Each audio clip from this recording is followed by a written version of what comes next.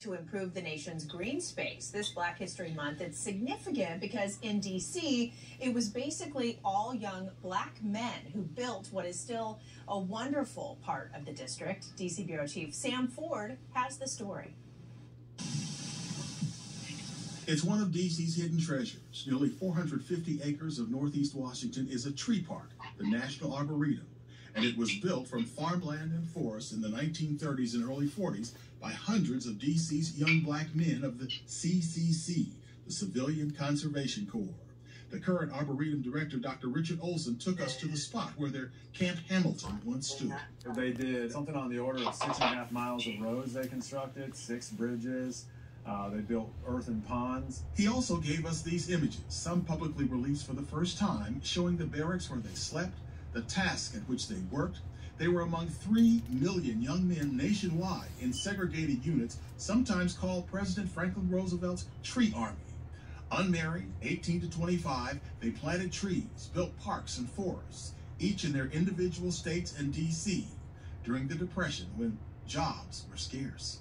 The CCC helped keep us out of trouble and keep us with a job and a place to stay. We could find no CCCers still with us in D.C. We talked with Houston Pritchett via Zoom from Detroit, who planted trees in Michigan. He'll be 103 in March. I got paid $5 a month and $25 come home to the family. That was good for the family because they needed it. Same pay in D.C. That $30 total then is $400 today. Randy Sharp remembers his D.C. grandfather, John Henry Lancaster, talking about another benefit. When a lot of people were hungry, there was plenty of food when you worked for the CCC. Give me a chance to eat 3 times a day. And the director says it wasn't all work. They worked hard and they played hard. They had musical groups, boxing and basketball teams, and many nationwide learned to read and write in the CCC. It lasted until the Japanese bombed Pearl Harbor, and then men like Harold Pritchett were headed off to war. Going down to the CCC. These days, the Arboretum hosts scientific research. It also hosts weddings and parties since they moved the old columns of the U.S. Capitol here. But the infrastructure for all of this began with D.C.'s young black men 90 years ago in Roosevelt's CCC.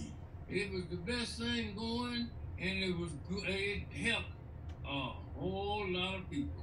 Reporting from Northeast Washington, I'm Sam Ford, 7 News. And the work they did was all across the country. You can go out west to some of our national parks and some of the work they did. It's just unbelievable how many people were put to work with that program. You can learn much more about this on our website, WJLA.com. All month long on 7 News at 5 o'clock, we're going to celebrate Black History Month on Tuesdays and Thursdays.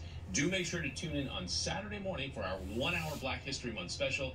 That is Saturday at 9 a.m. on WJLA.